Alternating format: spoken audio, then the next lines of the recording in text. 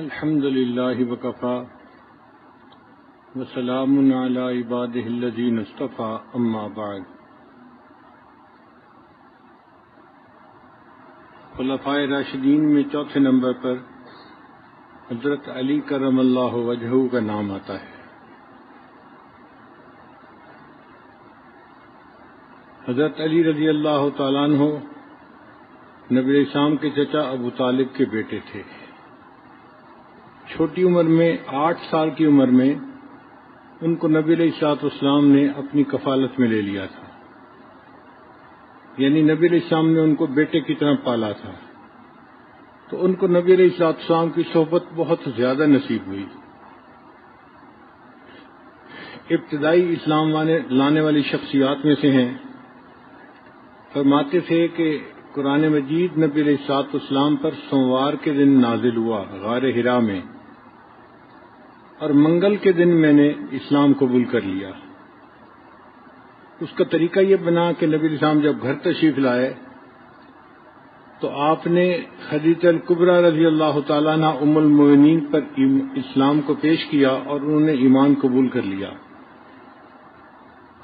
پھر نماز کا وقت ہوا تو نبی علیہ الصلوۃ والسلام نماز پڑھا رہے تھے اور ام المؤمنین خدیجہ رضی اللہ تعالیٰ عنہ پیچھے نماز پڑھ رہی تھیں۔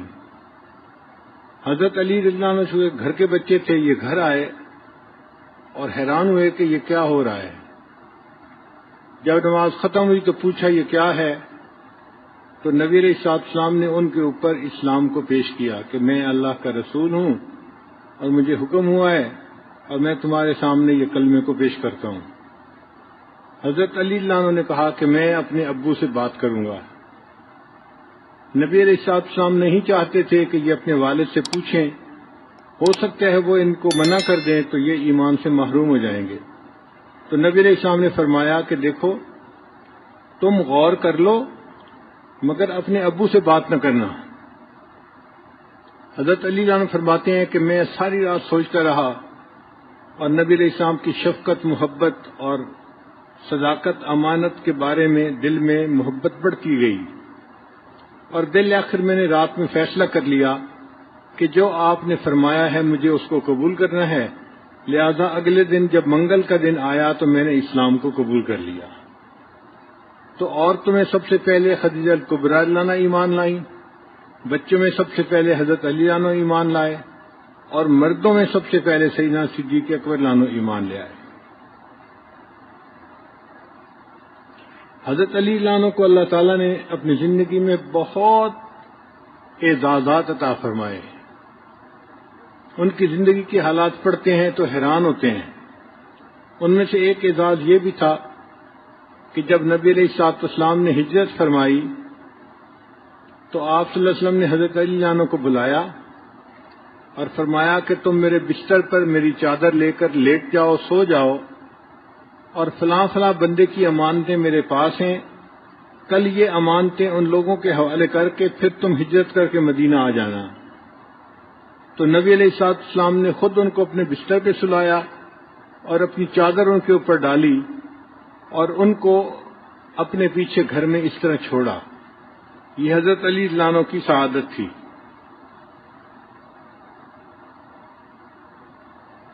حضرت علی رضی اللہ عنہ لکھنا پڑھنا جانتے تھے، چنانچہ بیعت رضوان کے وقت جو صلح نامہ لکھا گیا جس کو صلح حدیبیہ کہتے ہیں، وہ صلح نامہ کی عبارت جو تھی حضرت علی رضی اللہ عنہ نے لکھی۔ یہ سعادت بھی ان کے نصیب ہوئی کہ اللہ تعالیٰ نے ان کو ایسا صلح نامہ لکھنے کی سعادت عطا فرمائی۔ حضرت علی رضی اللہ عنہ اپنے ذاتی نوٹس بنایا کرتے تھے، چنانچہ انہوں نے نبی علیہ السلام کے زمانے میں کچھ احادیث کو لکھ لیا تھا جو صحیفہ علی کے نام سے مشہور تھے۔ بعض لوگوں کو ڈائری لکھنے کی عادت ہوتی ہے، اپنی یادداشتیں لکھنے کی عادت ہوتی ہے، تو حضرت علی رضی اللہ عنہ بھی اسی طرح لکھ لیا کرتے تھے۔ تو صحیفہ علی وہ حدیث کی دستاویز ہے کہ جو نبی علیہ السلام کے زمانے میں حضرت علی نے لکھی، اور اس کے اندر تقریباً 786 احادیث تھیں اور ساری کی ساری صحیح سند کے ساتھ آگے منقول ہیں۔ پھر حضرت علی اللہ عنہ نے اپنی یادداشت کے لیے قرآن مجید کو لکھ بھی لیا تھا. یعنی ایک قرآن مجید تو وہ تھا جو نبی علیہ السلام نے پارچات کے اوپر لکھوایا. جب کوئی آیت اترتی تھی حضرت علی عنہ اپنی یادداشت کے لیے اس کو بھی لکھ لیا کرتے تھے.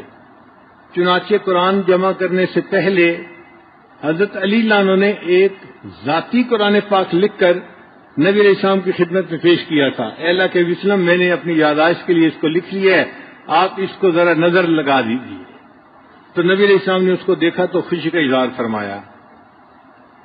حضرت علی عنہ فرمایا کرتے تھے کہ مجھے اللہ تعالیٰ نے قرآن مجید کا علم اس قدر عطا کیا ہے، سلونی ما شئتم، تم جو چاہو قرآن کی آیات کے بارے میں مجھ سے پوچھو.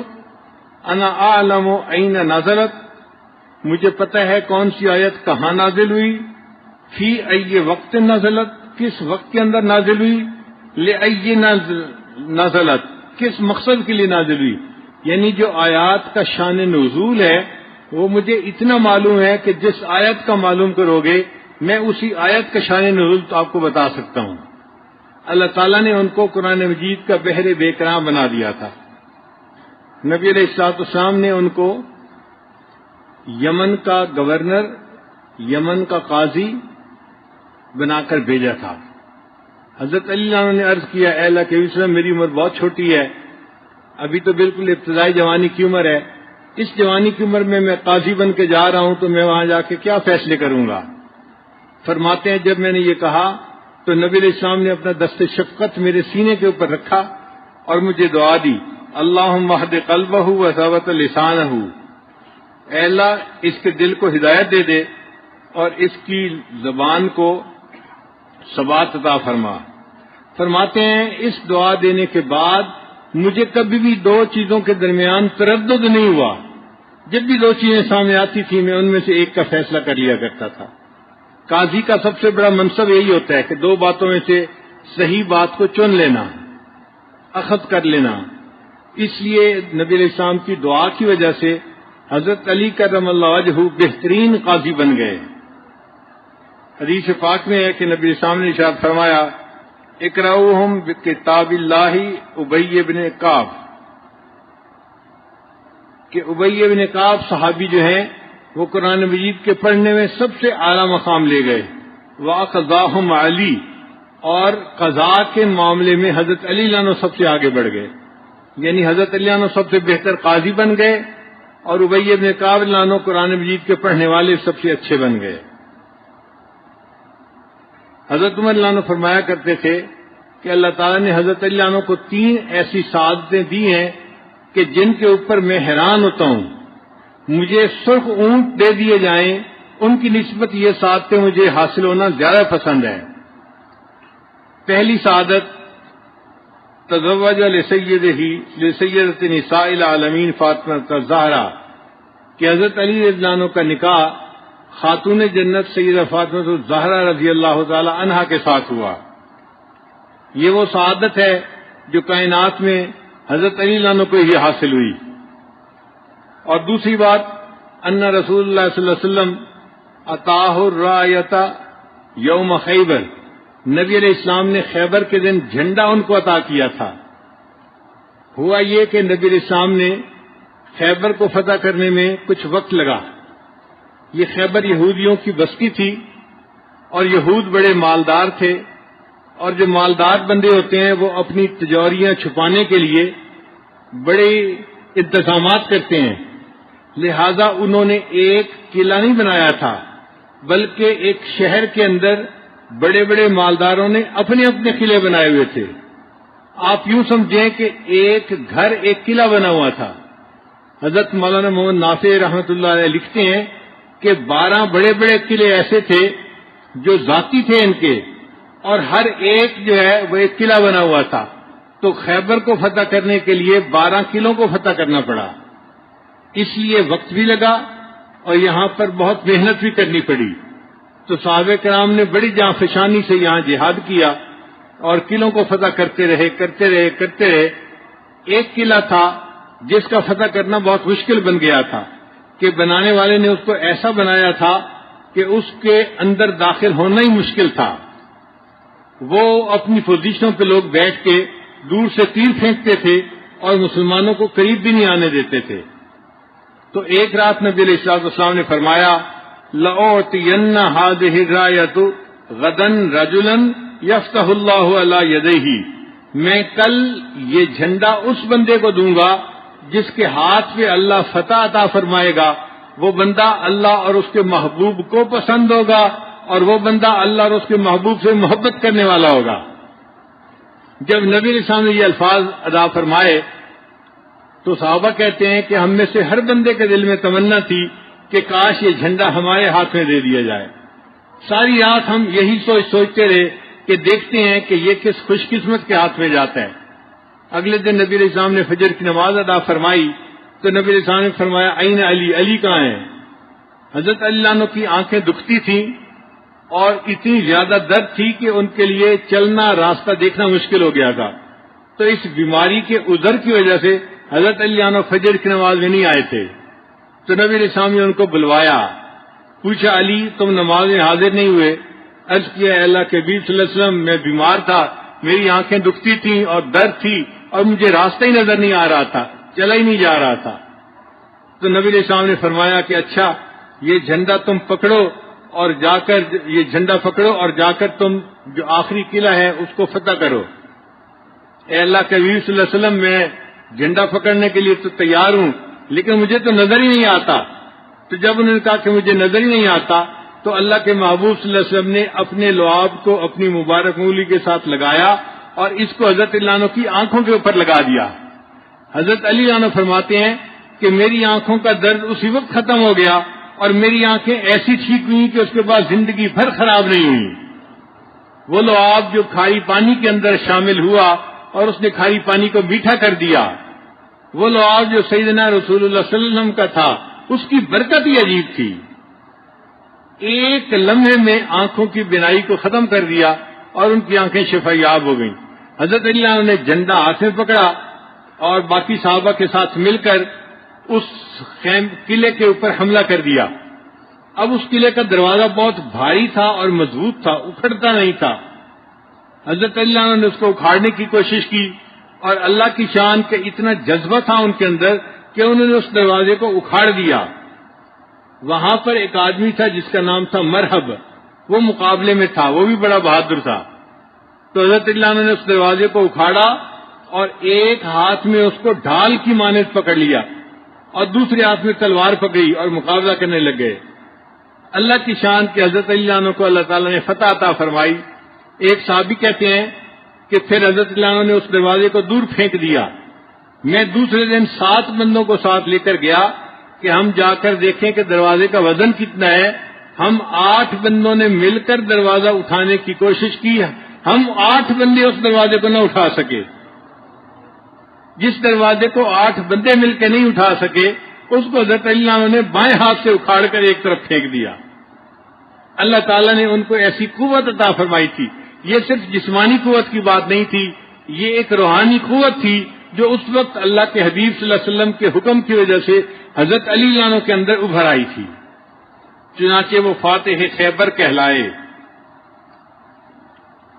تو پہلی بات کہ سیدہ فاطمہ الزہرا رضی اللہ تعالیٰ عنہ ان کے نکاح میں تھیں، ایک یہ اعزاز، اور دوسرا اعزاز کہ ان کو خیبر کے دن جھنڈا عطا کیا نبی علیہ السلام نے، اور تیسری بات کہ نبی علیہ السلام نے ارشاد فرمایا علی میرے اور تیرے سوا جنبی حالت میں مسجد میں سے گزرنا کسی بندے کے لیے جائز نہیں ہے، کیونکہ ان کے گھر ایسے بنے ہوئے تھے کہ مسجد کے بالکل قریب ان کے گھر تھے، حجرے مسجد کے ساتھ تھے۔ نبی علیہ السلام کے بھی جو حجرات تھے ساتھ مسجد تھی، حضرت علی رضی اللہ عنہ کا جو حجرہ تھا ساتھ مسجد تھی، تو آتے جاتے کئی مرتبہ گزرنا پڑ جاتا تھا۔ تو نبی علیہ السلام نے فرمایا علی میرے اور تیرے سوا کسی جنوبی مسجد بندے کے لیے مسجد میں سے گزرنا جائز نہیں ہے۔ یہ چھوٹ اور رعایت بھی اللہ تعالیٰ نے حضرت علی رضی اللہ عنہ کو عطا فرمائی تھی۔ حضرت علی عنہ کی 2 کنیتیں تھیں، ایک تو آپ کے بڑے صاحبزادے تھے حضرت حسن رضی اللہ تعالیٰ عنہ، تو ان کی وجہ سے آپ کی کنیت تھی ابو الحسن۔ حضرت علی عنہ کے 3 بیٹے تھے، ایک حسن، ایک حسین اور ایک محسن، مگر محسن جو تھے وہ چھوٹی عمر میں فوت ہو گئے تھے، بچپن میں ہی۔ اس لیے ان کے 2 بیٹے کہے جاتے ہیں، ورنہ حقیقت میں فاطمہ الزہرا رضی اللہ تعالیٰ عنہ کے 3 بیٹے تھے، حسن، حسین اور محسن۔ محسن چونکہ چھوٹے تھے اور فوت ہو گئے، اس لیے ان کا کتابوں میں تذکرہ زیادہ نہیں آتا۔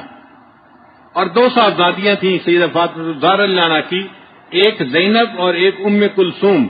زینب بھی چھوٹی عمر میں فوت ہو گئی تھی، اور ام کلثوم جو تھی وہ بڑی ہوئی، اور ان کا نکاح حضرت عمر رضی اللہ عنہ کے ساتھ ہوا تھا۔ حضرت عمر رضی اللہ عنہ کو حضرت علی کا داماد ہونے کا شرف ہی حاصل تھا۔ ایک طرف وہ نبی اسلام کے سسر بھی تھے اور دوسری طرف وہ حضرت علی رضی اللہ عنہ کے داماد بھی تھے۔ یہ رشتہ داریاں لوگ بیان نہیں کرتے کہ آپس میں کتنے قریب تھے یہ لوگ۔ تو اہل بیت کے ساتھ حضرت عمر رضی اللہ عنہ کا دوہرا تعلق تھا۔ تو ایک ان کی کنیت تھی ابو الحسن اور دوسری ان کی کنیت تھی ابو تراب۔ تراب کہتے ہیں مٹی کو، ابو تراب مٹی کے باپ۔ ہوا یہ کہ ایک مرتبہ نبی اسلام سیدہ فاطمہ الزہرا رضی اللہ عنہ کو ملنے کے لیے تشریف لائے۔ حضرت علی عنہ گھر پہ نہیں تھے، پوچھا فاطمہ علی کہاں ہے؟ اے اللہ کے حبیب صلی اللہ علیہ وسلم، میرے ساتھ کسی بات پر آپس میں تھوڑی رنجشی ہو گئی تھی، طرح کلامی سی ہو گئی تھی۔ انسانوں کی طبیعتیں ہیں، بس ایسے ہی ہو گئی تھی تو وہ خاموشی سے چلے گئے، غصے میں گھر سے چلے گئے۔ حضرت علی عنہ جب گھر سے نکلے تو تھکے ہوئے تھے، ایک دیوار کے سائے میں جا کے زمین کے اوپر ہی لیٹ گئے اور ان کو نیند آ گئی۔ نبی علیہ السلام گھر سے نکلے حضرت علی عنہ کو ڈھونڈنے کے لیے، تو ایک جگہ دیکھا کہ زمین کے اوپر ہی لیٹے ہوئے ہیں، ان کے جسم پہ بھی مٹی لگی ہوئی ہے اور ان کے سر پہ بھی مٹی لگی ہوئی ہے۔ تو نبی علیہ السلام نے فرمایا ابو تراب اٹھو، یعنی ابو تراب کا لفظ نبی علیہ السلام نے استعمال فرمایا، اے مٹی کے باپ اٹھو۔ تو انہوں نے اس کو اپنی کنیت ہی بنا لیا۔ ان کو جب ابو الحسن کہا جاتا تھا تو حضرت اللہ نے فرمایا کرتے تھے مجھے یہ زیادہ پسند ہے کہ تم مجھے ابو تراب کے نام سے پکارو، میرے آقا نے مجھے اس نام سے پکارا تھا۔ حضرت علی عنہ کی یہ خوبی تھی کہ وہ نبی علیہ الصلوۃ والسلام سے اس وقت میں بھی بات کر لیا کرتے تھے جب کبھی نبی علیہ السلام غصے میں ہوتے تھے، جلال میں ہوتے تھے۔ اس وقت ابو بکر و عمر کی بھی ہمت نہیں پڑتی تھی بات کرنے کی، مگر حضرت علی عنہ کا چونکہ بہت گہرا تعلق تھا، داماد بھی تھے، بیٹے کی طرح بھی تھے، رشتہ دار بھی تھے، کزن بھی تھے، گھر کے بچے تھے، تو حضرت علی عنہ جرأت کر کے اس وقت بھی بات کر لیا کرتے تھے، اور کئی مرتبہ نبی علیہ السلام کے ساتھ مذاق بھی کر لیا کرتے تھے۔ چنانچہ نبی علیہ السلام بھی جب کبھی اچھے موڈ میں ہوتے تو مذاق فرما لیا کرتے تھے۔ یہ نبی علیہ السلام کی خصوصی صفت ہے، ورنہ آپ کا روب ایسا تھا کہ آپ کے ساتھ بات کرنا لوگوں کو مشکل ہوتا تھا۔ وہ کہتے تھے کہ آپ کے سامنے بولنا مشکل ہوتا تھا، تو اللہ کے نبی صلی اللہ علیہ وسلم ان کے سامنے روب کو کم کرنے کے لیے کبھی کبھی خوش طبعی بھی فرما لیا کرتے تھے۔ چنانچہ حضرت انس نبی اسلام کے خادم تھے، تو نبی اسلام نے ان کو ایک دفعہ فرمایا یا ذل اذنین، وہ 2 کانوں والے۔ اب دیکھیں ہر بندہ 2 کانوں والا ہے، مگر ان کو جب 2 کانوں والے کہا تو ان کو یہ لفظ بڑا اچھا لگا کہ میرے آقا صلی اللہ علیہ وسلم نے مجھے 2 کانوں والا کہا ہے۔ یا ذل اذنین، بات سچ بھی ہوتی تھی مگر بات کے اندر مزاح بھی ہوتا تھا، یہ نبی علیہ السلام کی خصوصیت تھی۔ چنانچہ ایک مرتبہ ایک بوڑھی عورت نبی اسلام کی خدمت میں حاضر ہوئی، پوچھنے لگی کہ اے اللہ کے نبی صلی اللہ علیہ وسلم کیا میں جنت میں جاؤں گی؟ تو نبی اسلام نے فرمایا جنت میں کوئی بوڑھی عورت داخل نہیں ہوگی۔ جب نبی علیہ السلام نے یہ فرمایا تو وہ عورت تو بڑی غمزدہ ہوئی اور رونے لگ گئی، روتے روتے حال برا کر لیا۔ ام المومنین نے دیکھا تو انہوں نے کہا اے اللہ کے نبی صلی اللہ علیہ وسلم یہ عورت اتنا رو رہی ہے اور آپ فرما رہے ہیں کہ کوئی بوڑھی عورت جنت میں نہیں جائے گی۔ تو نبی علیہ السلام نے فرمایا میں جو کہہ رہا ہوں سچ کہہ رہا ہوں، یہ بوڑھی عورت جوان بن کر جنت میں جائے گی، بوڑھی داخل نہیں ہوگی۔ ایک ایک صحابی نے نبی علیہ السلام سے اونٹ مانگا تو نبی علیہ السلام نے فرمایا میں اونٹ کا بچہ دے سکتا ہوں۔ وہ بڑا پریشان، مجھے سامان اٹھانا ہے، مجھے تو بھرپور جوان اونٹ چاہیے، اور نبی علیہ السلام فرماتے ہیں میں اونٹ کا بچہ دے سکتا ہوں۔ وہ کافی دیر منتیں کرتے رہے، اے اللہ کے نبی سے مجھے بڑا اونٹ چاہیے، بھرپور اونٹ چاہیے۔ پھر نبی علیہ السلام نے جب دیکھا کہ کافی دیر ہو گئی تو فرمایا بہن میں تمہیں جو بھی بڑا اونٹ ہوگا وہ بھی تو کسی اونٹ کا بچہ ہی ہوگا نا۔ تو اللہ کے حبیب صلی اللہ علیہ وسلم کا مزاح بھی اتنا پیارا ہوتا تھا کہ سچ بھی ہوتا تھا اور دوسرا بندہ اس کو انجوائے بھی کرتا تھا۔ ایک دفعہ چند صحابہ تھے نبی اسلام کی خدمت میں، حضرت علی عنہ بھی ان میں شامل تھے. کچھ کھجوریں پیش کی گئیں تو سب لوگ کھجوریں کھا رہے تھے اور جو کھجور کی گٹھلیاں تھیں وہ اپنے سامنے دسترخوان پہ رکھ رہے تھے. حضرت علی عنہ بھی کھجوریں کھا رہے تھے. نبی اسلام بھی کھجور نوش فرما رہے تھے. جب آپ نے کھجوریں کھائیں تو اپنی گٹھلیاں نبی اسلام نے حضرت علی عنہ کی گٹھلیوں کے ساتھ رکھنی شروع کر دی. اب جب سب کھانا کھا چکے تو نبی اسلام نے فرمایا بھائی ذرا گٹھلیاں گنو کہ اس نے کتنی کھجوریں کھائی ہیں. اب سب کی کھجوریں تو آدھی آدھی نکلی اور حضرت علی کی گٹھلیاں ڈبل نکلی. تو نبی اسلام نے فرمایا کہ لگتا ہے علی تم نے بہت زیادہ کھجوریں کھا لی ہیں دوسروں کی نسبت, بڑا کمال ہے. تو حضرت اللہ نے مسکرا کے کہا اے اللہ کے وسلم میں نے زیادہ نہیں کھائی بلکہ لگتا ہے کہ میرے سامنے والوں نے گٹھلیوں سمیت کھجوریں کھا لی ہیں. یعنی نبی علیہ السلام کی موجودگی میں حضرت اللہ عنہ ایسی باتیں فرما لیا کرتے تھے, یہ ان کی خصوصیت تھی. حدیث پاک میں ہے کہ نبی علیہ السلام نے ایک مرتبہ انہیں ارشاد فرمایا کہ علی تم عشرہ مبشرہ میں سے ایک ہو. حضرت علی اللہ عنہ امت کے بے مثال خطیب اور بے مثال مجاہد تھے. انہ احد من اعلی المجاہدین, چنانچہ غزوات میں سب سے آگے رہا کرتے تھے. غزوہ بدر میں آگے, احد میں آگے, بیعت عقبہ میں آگے اور بیعت رضوان میں آگے. تمام مواقع پہ حضرت عنہ آگے رہا کرتے تھے. جنگ خندق میں ایک بہادر تھا قریش کا, اس کا نام تھا عمر بن عبد ود. اس کے بارے میں کہا جاتا تھا کہ یہ 1000 بندوں کے برابر طاقت رکھتا ہے. یعنی آپ سمجھیں کہ وہ اپنے وقت کا گاما پہلوان تھا. اتنا مشہور تھا, اس کے سامنے لوگ آتے ہوئے گھبراتے تھے کہ اس بندے کے پاس تو 1000 بندوں کی طاقت ہے, اس کا کیسے مقابلہ کیا جا سکتا ہے. وہ خندق کو پار تو نہ کر سکا لیکن خندق کے اندر جو ہے نا اتر گیا اور اس نے مسلمانوں کو للکارنا شروع کر دیا, ہے کوئی تم میں سے جو میرے مقابلے میں آئے, میں تو اتنا بہادر ہوں, میں تو اتنا نڈر ہوں. اس نے بڑے اشعار پڑھنے شروع کر دیے. حضرت علی عنہ نے نبی علیہ الصلوۃ والسلام سے پوچھا اے اللہ کے نبی وسلم مجھے اجازت ہو تو میں اس کے ساتھ مقابلہ کروں. نبی علیہ السلام نے کہا تم یہاں میرے پاس بیٹھ جاؤ, کیونکہ نبی علیہ السلام کو پتا تھا نوجوان ہے اور گرم خون ہے تو یہ چل پڑے گا, اور اس اتنے بہادر بندے کے ساتھ مقابلہ کرنا کوئی آسان بات نہیں ہے. تھوڑی دیر کے بعد اس نے پھر اور اشعار پڑھے تو حضرت اللہ عنہ نے پھر اجازت مانگی. دوسری مرتبہ نبی علیہ السلام نے ذرا سختی کے ساتھ کہہ دیا کہ نہیں تم یہیں بیٹھے رہو. حضرت اللہ عنہ بیٹھ گئے. اب تیسری مرتبہ اس نے اس مسلمانوں پہ تان کرنا شروع کر دیا. جیسے بندہ کہتے ہیں نا تم میں سے کوئی ہے مرد جو میرے مقابلے میں آئے, تم تو کمزور ہو, تمہارے اندر تو طاقت نہیں, ہمت نہیں, تم کچھ نہیں کر سکتے. اس نے اس قسم کی تان آمیز باتیں کرنی شروع کر دی. جب اس نے اسلام پر مسلمانوں پر تان کرنا شروع کیا تو حضرت اللہ عنہ کی جو غیرت ایمانی تھی وہ رک نہ سکی اور انہوں نے نبی علیہ السلام سے بڑی لجاجت سے عرض کیا اے اللہ کے وسلم اب مجھے اجازت دے دیجئے, اب مجھے اپنے زندہ رہنے کا کوئی فائدہ نظر نہیں آتا. تو نبی علیہ السلام نے اجازت دے دی. حضرت اللہ عنہ اس بندے کے سامنے آئے اور اس کو آ کر کہا کہ ہاں میں تمہارے مقابلے میں آ گیا ہوں, بات کرو. اس نے سمجھ لیا کہ یہ علی بہادر ہیں تو اب وہ ذرا گھبرایا کہ میرے مقابلے میں ایسا بندہ آ گیا. کہنے لگا اصل میں تم قریش کے بچے ہو, تمہارا کوئی بڑا نہیں جو میرا مقابلہ کر سکے, میں بچوں کے ساتھ کیا مقابلہ کروں گا. حضرت اللہ نے فرمایا کہ میں بچہ ہی صحیح لیکن جب میں مقابلے کے لیے اتر آیا ہوں اب تو مجھ سے بھاگنے کی کوشش مت کرو, میرے ساتھ مقابلہ کرو. جب یہ کہا تو عمر بن عبد ود نے حضرت اللہ عنہ کے اوپر تلوار کا وار کیا.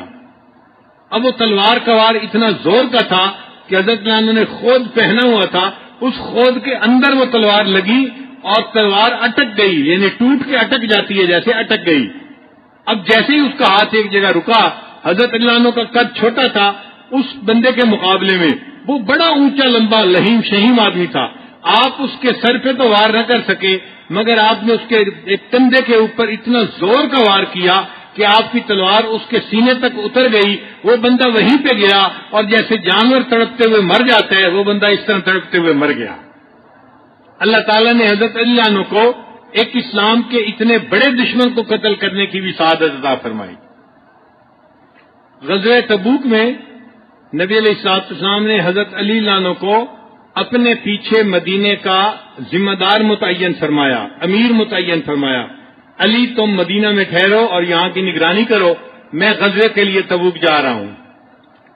حضرت علی عنہ کا دل چاہتا تھا کہ میں ساتھ جاؤں، چنانچہ ایک دن جب فرمایا تو دوسرے دن حضرت علی عنہ نے عرض کیا، اے اللہ کے نبی صلی اللہ علیہ وسلم، ابھی تو صرف ایک دن آپ گزرا ہے اور آپ یہیں موجود ہیں اور میرا دل ابھی سے اداس ہو رہا ہے کہ میں پیچھے رہوں گا اور آپ آگے چلے جائیں گے۔ تخلفنی فی الصبیان والنساء، اے اللہ کے حبیب صلی اللہ علیہ وسلم، آپ تو جا کر جہاد کریں گے اور مجھے آپ نے بچوں اور عورتوں کے اندر چھوڑ دیا، یہاں پر میں کیسے وقت گزاروں گا؟ تو نبی علیہ السلام نے فرمایا، ان تکون منی بمنزلۃ ہارون من موسیٰ غیر انہ نبی بعدی، کہ علی تم میرے لیے اس طرح ہو جیسے موسیٰ علیہ السلام کے ساتھ ہارون علیہ السلام تھے، فرق یہ ہے کہ میرے بعد کوئی نبی نہیں آئے گا، اور حضرت ہارون علیہ السلام تو نبی تھے، لیکن جو تعلق ہارون علیہ السلام کا موسیٰ علیہ السلام کے ساتھ تھا وہ تعلق تمہارا میرے ساتھ ہے۔ اب یہ جو الفاظ ہیں نا کہ تم میرے لیے ایسے ہو جیسے ہارون موسیٰ علیہ السلام کے لیے تھے، ان الفاظ میں حضرت علی عنہ کی عظمت سامنے آتی ہے کہ اللہ تعالیٰ نے ان کو نبی علیہ السلام کے ساتھ کیا قرب عطا کیا تھا۔ حضرت موسیٰ علیہ السلام نے حضرت ہارون علیہ السلام کو فرمایا تھا کہ میں تو کوطور پہ جا رہا ہوں، فاخلفنی فی قومی ولا واصلح ولا تتبع سبیل المفسدین۔ تو جیسے حضرت موسیٰ علیہ السلام نے ہارون علیہ السلام کو اپنے پیچھے نائب بنایا تھا، نبی علیہ السلام نے سیدنا علی رضی اللہ عنہ کو اپنے پیچھے نائب مدینہ میں متعین فرما دیا۔ یہ ان کی زندگی کی کتنی بڑی سعادت ہے، آپ اندازہ لگائیے۔ ایک مرتبہ نجران کا وفد آیا نبی علیہ السلام کی خدمت میں، اس میں 60 آدمی تھے۔ نجران کے جو بڑے امیر آدمی تھے، معزز آدمی تھے، بہت زیادہ بااثر آدمی تھے، وہ سب اس میں شامل تھے۔ حضرات صحابہ فرام فرماتے ہیں ہم نے ایسا وفد کبھی نہیں دیکھا، اتنے معزز آدمیوں کا وفد۔ یہ عبد المسیح کے ساتھ آئے تھے، یہ ایک بندہ تھا جو عیسائی تھا، وہ ان کو لے کے آیا تھا۔ اس نے آ کے نبی علیہ السلام کے ساتھ مناظرہ کیا۔ مناظرے میں اس نے کہا کہ دیکھیں حضرت عیسیٰ علیہ السلام بغیر باپ کے پیدا ہوئے، لہذا حضرت عیسیٰ علیہ السلام اللہ کے بیٹے ہیں۔ یہ عبد المسیح نے کہا تھا۔ جب اس نے یہ بات کی تو نبی علیہ السلام نے جواب میں فرمایا کہ اچھا، عیسیٰ علیہ السلام بغیر باپ کے پیدا ہوئے تو وہ اللہ کے بیٹے، تو آدم علیہ السلام تو بغیر ماں اور باپ کے پیدا ہوئے، پھر وہ کس کے بیٹے ہوئے؟ ایسی بات تھی کہ فبہت الذی کفر، وہ بالکل مبہوت ہو کے رہ گیا، کوئی جواب نہیں دے سکا۔ اب جب لاجواب ہو گیا تو کہنے لگا اچھا ہم جاتے ہیں اور سوچ کے پھر دوبارہ کبھی آئیں گے۔ اللہ تعالیٰ نے اپنے حبیب صلی اللہ علیہ وسلم کو وحی فرما دی، میرے محبوب صلی اللہ علیہ وسلم ان کو یہاں سے ایسے ہی نہ جانے دیں، بلکہ ان کو مبالغے کی دعوت دیں تاکہ حق اور باطل واضح ہو جائے۔ چنانچہ قرآن مجید کی آیات اتری کہ ندعو ابناءنا و ابناءکم و نساءنا و نساءکم و انفسنا و انفسکم ثم نبتہل فنجعل لعنۃ اللہ علی الکافرین۔ تو نبی علیہ السلام نے جب ان کو مبالغہ کی دعوت دی تو نبی علیہ السلام اپنے گھر والوں کو لے کر نکلے۔ اب ان گھر والوں میں کون تھے؟ حضرت علی رضی اللہ تعالیٰ عنہ، سیدہ فاطمہ الزہرا رضی اللہ تعالیٰ عنہا، اور سیدنا حسن اور حسین، حسنین کریمین، وہ بھی ساتھ تھے۔ حدیث میں آتا ہے کہ نبی علیہ السلام نے ان سب کو اپنے پاس اکٹھا کر کے فرمایا اللہم ہؤلاء اہلی، اے اللہ یہ میرے اہل ہیں۔ اور پھر آپ ان کافروں کے پاس آئے اور فرمایا کہ دیکھو میں اپنے گھر والوں کو لے کے آ گیا ہوں، اب تم بھی میرے سامنے آؤ اور ہم ایک دوسرے کے ساتھ مبالغہ کرتے ہیں۔ مگر کفر کے اندر طاقت نہیں ہوتی، اس نے پھر بہانہ بنایا، نہیں ہم مبالغہ پھر کبھی کریں گے، اور بہانہ بنا کر وہ وہاں سے فرار ہو گئے۔ ایک مرتبہ نبی السلام نے حضرت علی عنہ کو فرمایا علی انت منی و انا منکا، تو مجھ سے ہے اور میں تجھ سے ہوں۔ بتانے کا مقصد یہ تھا کہ میرا اور تیرا رشتہ اتنا گہرا ہے کہ وی آر سیم بلڈ۔ آج کے دور میں کہتے ہیں وی آر سیم بلڈ، ہم ایک خون ہیں۔ تو یہ نبی علیہ السلام فرمانا چاہتے تھے انت منی وانا منکا، میں تجھ سے ہوں تو مجھ سے ہے، یعنی ایک درخت ہے اور اس کی دو شاخیں ہیں، وہ دونوں شاخیں ایک دوسرے کے ساتھ ایک ہوتی ہیں۔ تو نبی علیہ السلام نے اس طرح دیا، ان کو مثال دی کہ چونکہ دونوں کا رشتہ بہت قریب کا تھا، چچا زاد بھائی تھے، علی میرا اور تیرا رشتہ اتنا قریب کا رشتہ ہے۔ چنانچہ جب نبی علیہ السلام مدینہ طیبہ پہنچے تو آپ صلی اللہ علیہ وسلم نے مہاجرین کو سیٹل کرنا تھا۔ یہ اس زمانے کا ایک بڑا مسئلہ تھا اور کسی بھی لیڈر کے لیے بڑی بات ہوتی ہے، ہزاروں آدمی ہجرت کر کے آئیں تو ان کو کہاں سیٹل کیا جائے، ان کے لیے خیمہ بستی بنائیں، ان کو کس پر بوجھ بنائیں، ان کے کام کاروبار کا کیا بنے گا، یہ ایک بڑا کام تھا۔ مگر نبی علیہ السلام نے اس کا اتنا پیارا اور بہترین حل بنایا کہ آپ نے مواخات کروا دی، فرمایا انما المؤمنون اخوہ، سب ایمان والے ایک دوسرے کے بھائی بھائی ہیں۔ اللہ نے ایک مہاجر اور ایک انصاری کو بھائی بنا دیا، یہ مہاجر اس کا بھائی، یہ مہاجر اس کا بھائی، سب کو بھائی بھائی بناتے گئے اور مہاجرین کو ان انصار نے اس طرح بھائی بنایا کہ ایک انصاری کے ہاں 2 باغ تھے، انہوں نے مہاجر کو کہا کہ 2 میں سے ایک باغ تم پسند کر لو، ایک باغ میں لے لوں گا، تمہارا بھی گزارا ہو جائے گا، میرا بھی گزارا ہو جائے گا۔ ایک نے کہا کہ میرے 2 مکان ہیں، ایک مکان میں رہ لیتا ہوں، ایک مکان آپ لے لیں، ہم دونوں کی زندگی اچھی گزر جائے گی۔ ایک مہاجر بھائی نے تو یہاں تک کہا، ایک انصار بھائی نے، کہ دیکھو میری 2 بیوی ہیں، ان میں سے جو تمہیں پسند آتی ہے میں اس کو طلاق دے کے فارغ کر دیتا ہوں، تم اس کے ساتھ نکاح کر لو، تمہیں بھی بیوی مل جائے گی اور مجھے بھی ایک بیوی خدمت کے لیے مل جائے گی، اور ہم دونوں بھائی اس طرح ایک دوسرے کے ساتھ مل کر گزارا کریں گے۔ یعنی مواخات کی یہ مثال پوری دنیا میں کوئی پیش نہیں کر سکتا جو نبی علیہ الصلوۃ والسلام نے پیش فرمائی۔ جب آپ نے سب کو بھائی بھائی بنا دیا تو حضرت اللہ نے پوچھا، اے اللہ کے حبیب صلی اللہ علیہ وسلم، آپ نے سب کو بھائی بھائی بنا دیا تو میری مواخات کس کے ساتھ ہے؟ نبی علیہ السلام نے فرمایا، علی تیری مواخات میرے ساتھ ہے، تو میرا بھائی ہے۔ اب حضرت عنہ کی یہ سعادت تھی کہ اللہ کے حبیب صلی اللہ علیہ وسلم نے مواخات میں ان کو اپنا بھائی فرمایا۔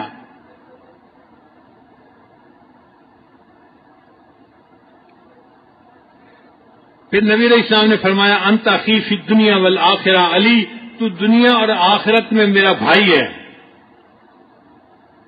ایک حدیث میں نبی علیہ السلام نے فرمایا، لا یحبنی الا مومن ولا یبغضنی الا منافق، علی تجھ سے محبت نہیں کر سکتا مگر وہی جو مومن ہوگا، اور تجھ سے وہی بندہ بغض رکھے گا جو منافق ہوگا۔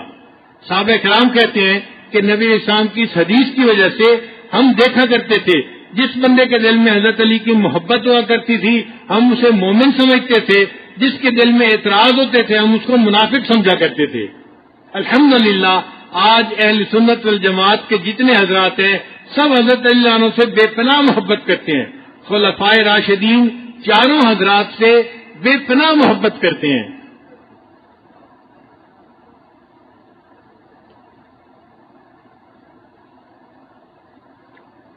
ایک مرتبہ سیدہ فاطمہ الزہرا رضی اللہ تعالیٰ عنہ اماں صدیق عنہ کے گھر میں آئیں، پوچھا کہ نبی علیہ السلام کہاں ہیں؟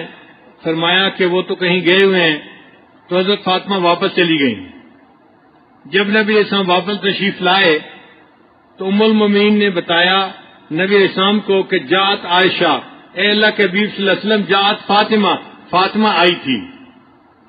اب جب فاطمہ آئی تھی تو نبی علیہ السلام سیدہ فاطمہ کے گھر تشریف لے آئے۔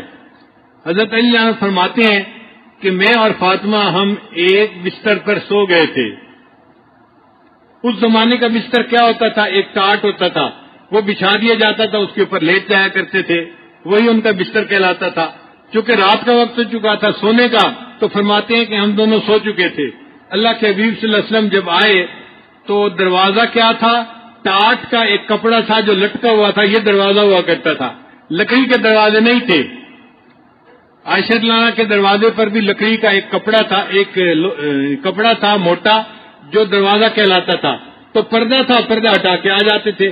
تو نبی علیہ السلام نے آواز دی اور پردہ ہٹایا اور اندر تشریف لے آئے۔ حضرت عنہ فرماتے ہیں کہ میں نے چاہا کہ میں اٹھ کے بیٹھ جاؤں تو نبی علیہ السلام نے فرمایا، الا مکانکما، تم دونوں جہاں ہو اسی حال میں رہو، تمہیں ہلنے جلنے کی ضرورت نہیں ہے۔ فرماتے ہیں کہ سیدہ فاطمہ الزہرا بھی لیٹی ہوئی تھیں اور ساتھ میں قریب میں بھی لیٹا ہوا تھا۔ نبی علیہ السلام تشریف لائے اور ہم دونوں کے درمیان میں بیٹھ گئے۔ اس طرح بیٹھے کہ نبی علیہ السلام کی ایک جو ٹانگ مبارک تھی وہ میرے جسم کے ساتھ لگ رہی تھی اور جو دوسری ٹانگ تھی وہ سیدہ فاطمہ الزہرا کے جسم سے لگ رہی تھی۔ وہ فرماتے ہیں کہ اللہ کے حبیب صلی اللہ علیہ وسلم اس طرح ہم دونوں کے درمیان آ کر بیٹھ گئے اور پھر پوچھا، بیٹی فاطمہ کیا تم مجھے ملنے کے لیے آئی تھی؟ عرض کیا ہے ابا جان میں ملنے کے لیے آئی تھی۔ کیا مقصد تھا ملنے کا؟ ابا جان آپ کے پاس بہت ساری باندیاں آئی ہیں، غلام آئے ہیں اور میں گھر میں اکیلی ہوں، سارے کام مجھے کرنے پڑتے ہیں، میں کھانا بھی بناتی ہوں اور گھر کے برتن بھی دھوتی ہوں، جھاڑو بھی دیتی ہوں، باقی کام بھی کرتی ہوں اور میرے ہاتھوں میں گٹے پڑ گئے ہیں، تو میں نے چاہا کہ کوئی مجھے آپ باندی دے دے، خادم دے دے تو مجھے گھر میں آسانی ہو جائے گی کاموں میں۔ نبی صاحب نے فرمایا فاطمہ اگر تم چاہو تو میں تمہیں یہ بھی دے سکتا ہوں، لیکن اگر چاہو تو میں تمہیں اس سے ایک بہتر چیز دے دیتا ہوں۔ انہوں نے عرض کیا اللہ کے نبی صلی اللہ علیہ وسلم یہ بہتر چیز مجھے آپ عطا فرما دیجئے۔ نبی صاحب نے فرمایا بہتر چیز یہ ہے کہ جب نماز پڑھا کرو تو نماز کے آخر پر 33 مرتبہ سبحان اللہ، 33 مرتبہ الحمدللہ اور 34 مرتبہ اللہ اکبر پڑھ لیا کرو۔ یہ باندی یا غلام ملنے سے زیادہ بہتر ہے۔ سیدہ فاطمہ الزہرا اس کے اوپر خوش ہو گئیں اور یہ تسبیحات فاطمہ کہلائیں۔ حضرت علی عنہ فرماتے تھے یہ تسبیحات فاطمہ کا بتانا یہ نبی علیہ الصلوۃ والسلام کا یہ بھی میرے لیے ایک اعزاز کی بات ہے۔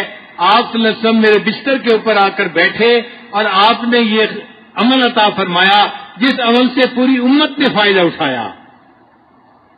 نبی علیہ الصلوۃ والسلام نے 10 ہجری میں حج فرمایا، 9 ہجری میں فرض ہوا تھا اور پہلے سال نبی علیہ السلام نے حضرت ابوبکر صدیق کو رضی اللہ عنہ کو امیر حج بنا کر بھیجا تھا اور انہوں نے حج فرمایا تھا۔ پھر اگلے سال نبی علیہ السلام خود امیر حج بن کر تشریف لائے، اس کو حجۃ الوداع کہتے ہیں۔ تو حجۃ الوداع میں صحابہ کرام نبی علیہ السلام کے ساتھ مدینہ سے مکہ آئے تھے۔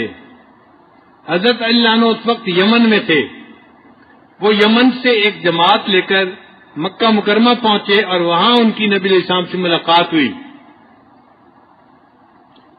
نبی علیہ السلام نے ان سے پوچھا بما احللتا، علی تم نے کون سا احرام باندھا ہوا ہے؟ حج 3 طرح کے ہوتے ہیں، حج افراد، حج قران اور حج تمتع۔ تو نبی علیہ السلام پوچھنا چاہتے تھے کہ تم نے کس حج کی نیت کی ہے؟ تو حضرت علی عنہ کو تو پتہ نہیں تھا کہ نبی علیہ السلام نے کس حج کی نیت کی ہے۔ حضرت علی عنہ نے بڑا خوبصورت جواب دیا، ان کا اے اللہ کے حبیب صلی اللہ علیہ وسلم احللت بما احل به النبی صلی اللہ علیہ وسلم، میں نے نیت کرتے ہوئے یہ نیت کی تھی اے اللہ میرے آقا صلی اللہ علیہ وسلم نے جس حج کا احرام باندھا ہے میں بھی اسی حج کا احرام باندھ رہا ہوں۔ آپ اندازہ لگائیے محبت کا کیا عالم تھا۔ چنانچہ انہوں نے پھر حج قران کیا۔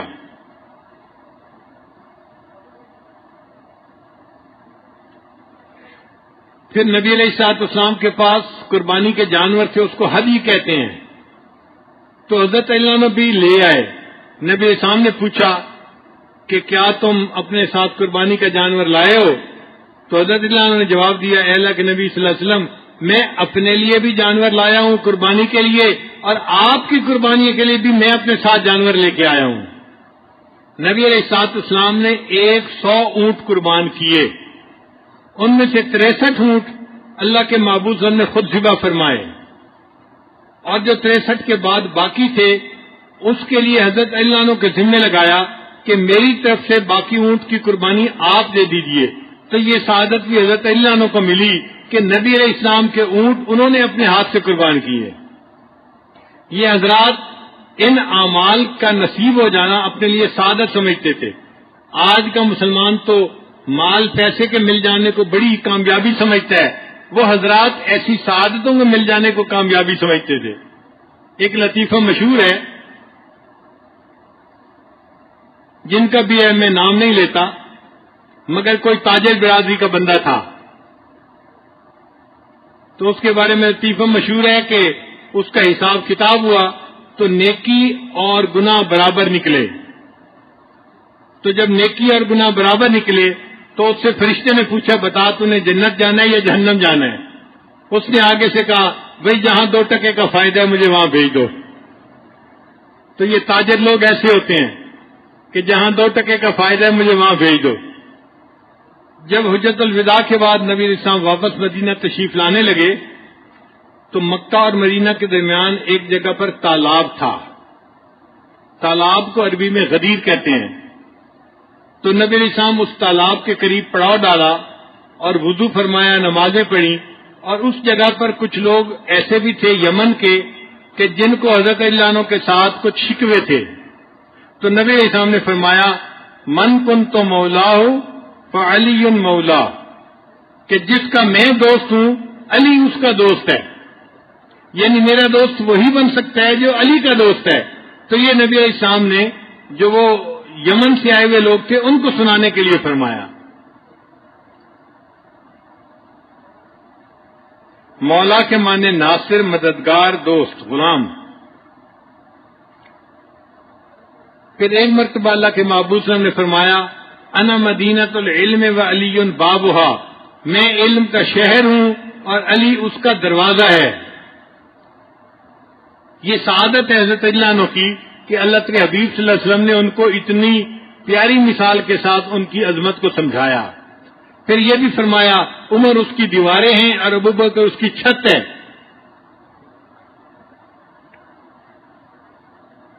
مگر جو مشہور ہے وہ یہیں تک چند الفاظ ہیں، انا مدینۃ العلم و علی بابھا۔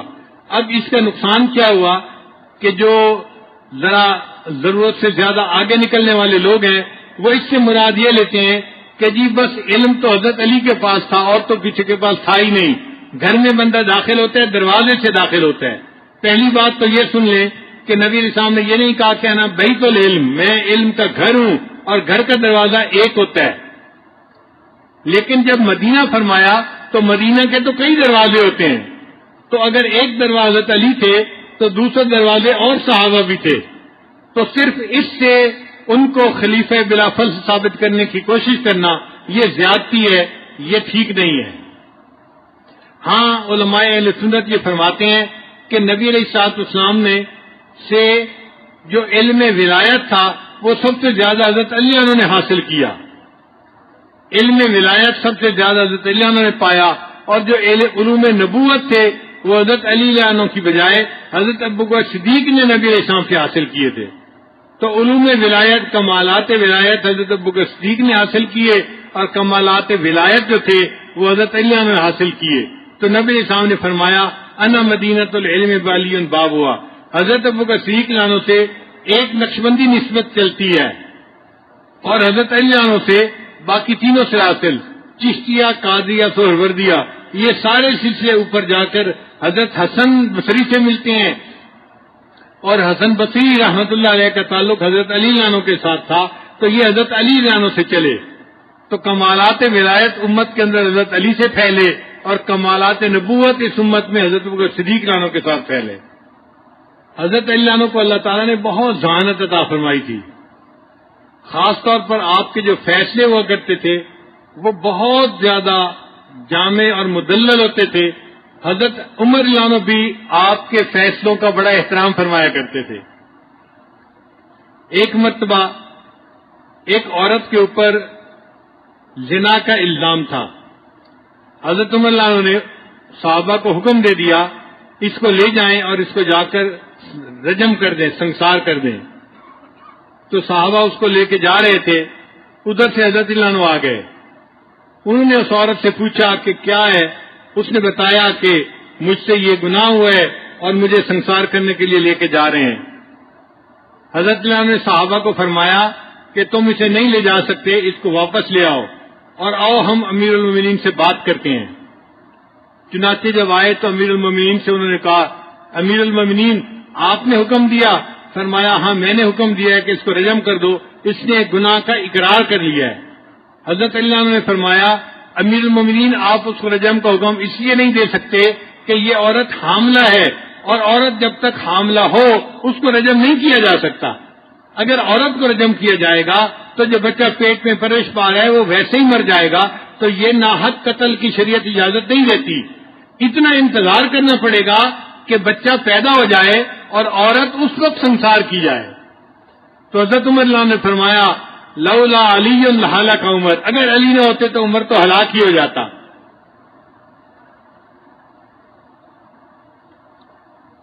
تو حضرت علی عنہ عدالت کے معاملے میں، قضاء کے معاملے میں سب صحابہ سے بلند درجہ رکھتے تھے. ایک مرتبہ حضرت علی عنہ، حضرت ابوبکر صدیق عنہ، حضرت عمر عنہ تینوں جا رہے تھے. ایک طرف حضرت ابوبکر صدیق تھے اور دوسری طرف حضرت عمر عنہ تھے. ان دونوں حضرات کے قد ذرا لمبے تھے اور درمیان میں حضرت علی عنہ چل رہے تھے، اور حضرت علی عنہ کا قد تھوڑا چھوٹا تھا، جسم کے مضبوط تھے، ٹھوس تھے، بہت طاقتور تھے، مگر قد اتنا بڑا نہیں تھا. تو درمیان میں حضرت علی عنہ چل رہے تھے. حضرت عمر عنہ کو مذاق سوجا، انہوں نے مذاق کیا کہ دیکھو ہم تینوں چل رہے ہیں تو جس طرح لنا کا لفظ ہوتا ہے نا کہ دونوں طرف اونچا ہوتا ہے، ایک طرف لام اور ایک طرف الف، اور درمیان میں چھوٹا نون ہوتا ہے. علی تم نون کی طرح ہو، ہم دونوں لام اور الف کی مانند ہے، ہم تینوں لنا بن کے چل رہے ہیں. حضرت علی نے فوراً جواب دیا ہاں اگر لنا کے لفظ سے نون کو نکال دیا جائے تو باقی لا رہ جاتا ہے، تو مجھے اگر تم تین میں سے نکال دیا جائے میرے بغیر تم بھی لا کی مانے دو. تو اللہ تعالیٰ نے ان کو بہت ذہانت عطا فرمائی تھی. ایک مرتبہ سیدہ فاطمہ زہرا عنہا کے پاس تشریف فرما تھے. حضرت علی عنہ کو طبیعت کے اندر خوش طبعی آئی تو حضرت علی عنہ نے شعر بنایا ان النساء شیاطین خلقن لنا، کہ یہ عورتیں شیاطین ہیں اور ان کو ہمارے لیے پیدا کر دیا گیا ہے. چونکہ نبی علیہ السلام نے فرمایا النساء حبائل الشیاطین، عورتیں شیطان کی رسیاں ہیں، شیطان ان رسیوں سے دوسرے بندے کو ٹیپ کر کے اپنی طرف کھینچتا ہے. انہوں نے اس میں شعر بنایا ان النساء شیاطین خلقن لنا نعوذ باللہ من شر الشیاطین، ہم اللہ کی پناہ مانگتے ہیں ان شیاطین کے شر سے. اب وہ بھی خاتون جنت تھی، اللہ تعالیٰ نے بھی ان کو علم عرفان عطا فرمایا تھا. انہوں نے فوراً شعر کو بدل کے یوں پڑھا ان النساء ریاحین خلقن لکم، کہ یہ عورتیں خوشبوئیں ہیں، ان کو اللہ نے تمہارے لیے پیدا کیا ہے. وَكُلُّكُمْ تَشْتَهِي شَمُّ الرَّيَاحِينِ، اور ہر بندہ تم میں سے ان خوشبوؤں کو سونگنے کے لیے ترستا پھرتا ہے. تو حضرت علی عنہ مسکرا پڑے فاطمہ تم نے میرا اچھا جواب دے دیا.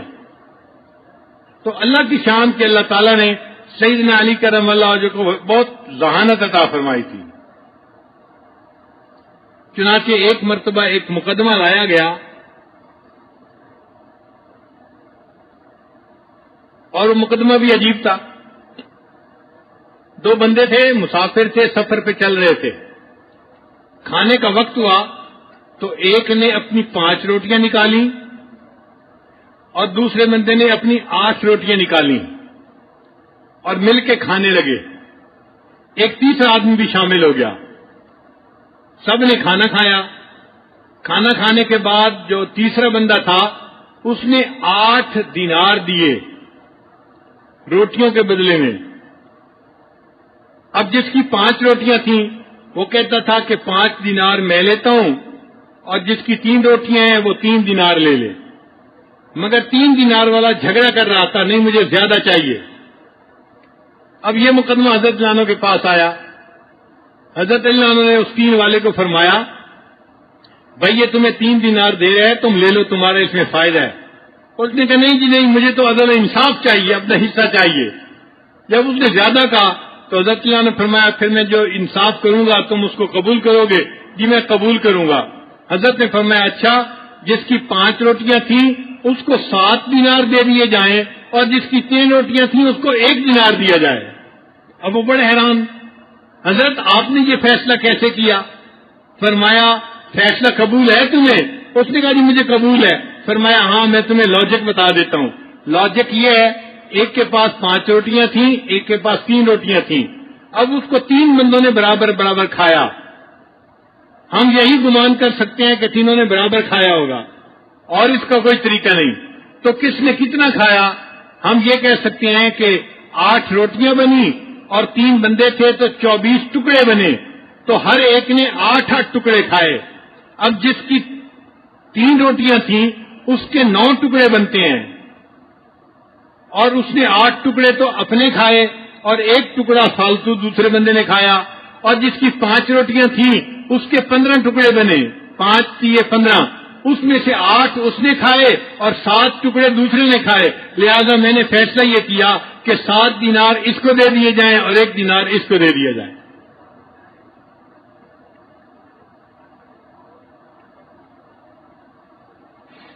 ایک خارجی تھا، وہ حضرت اللہ عنہ کی خدمت میں حاضر ہوا اور اعتراض کرنے لگا، حضرت آپ سے پہلے جو خلفائے راشدین تھے ان کے زمانے میں بڑی فتوحات ہوئی، اسلام بڑا پھیلا، ان کے زمانے میں بڑا امن اور سکون تھا، اور آپ کے دور خلافت میں تو بس خانہ جنگی ہوتی رہی، آپس میں ہی لڑتے رہے، اسی میں ہی وقت گزر گیا۔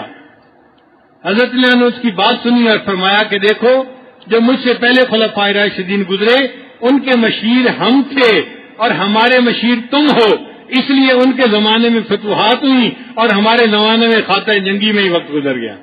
ایسا جواب دیا کہ وہ بندہ منہ لٹکا کے چلا گیا۔ ایک کوفہ کا آدمی تھا ابو ملجم،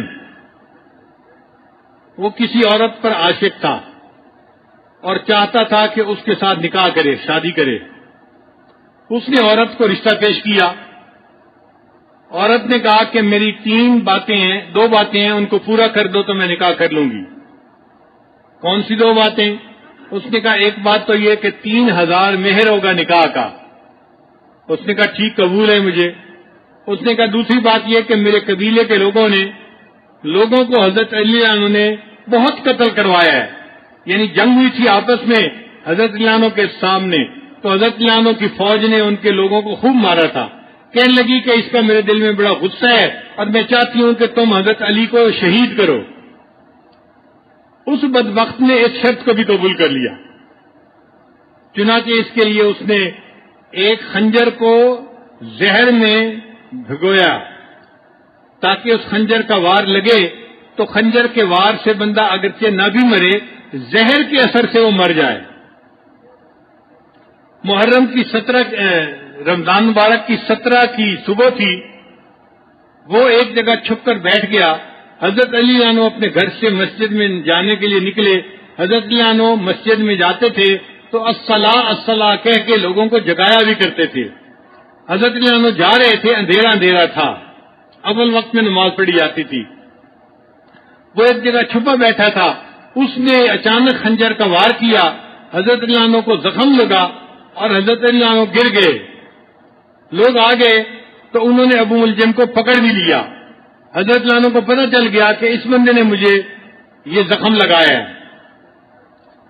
پھر اس زخم کے وہ جو زہر کے اثرات تھے ان کی وجہ سے حضرت علی رضی اللہ تعالیٰ عنہ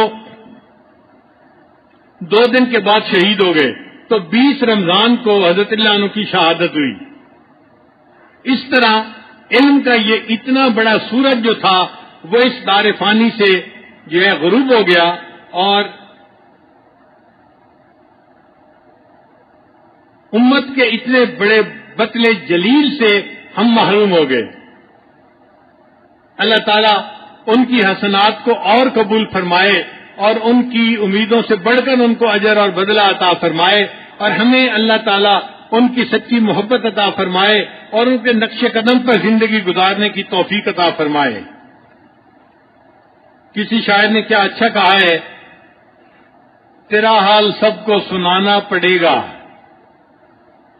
تیرا حال سب کو سنانا پڑے گا، زمانے کو پھر سے جگانا پڑے گا، گرایا تھا جس نعرے سے تو نے خیبر، وہی نعرہ پھر اب لگانا پڑے گا، بہت مار کھائی ہے غیروں سے ہم نے، تیری راہ پہ خود کو لانا پڑے گا، جسے رکھ دیا ہم نے مشکل سمجھ کر وہی بھاری پتھر اٹھانا پڑے گا،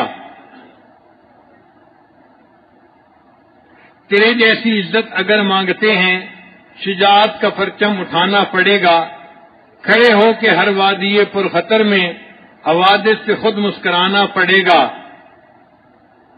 مٹانا پڑے گا سبھی نفرتوں کو، چراغ محبت جلانا پڑے گا، تیری جیسی عظمت اگر چاہتے ہیں تو وہ سیدھا خیموں میں جانا پڑے گا.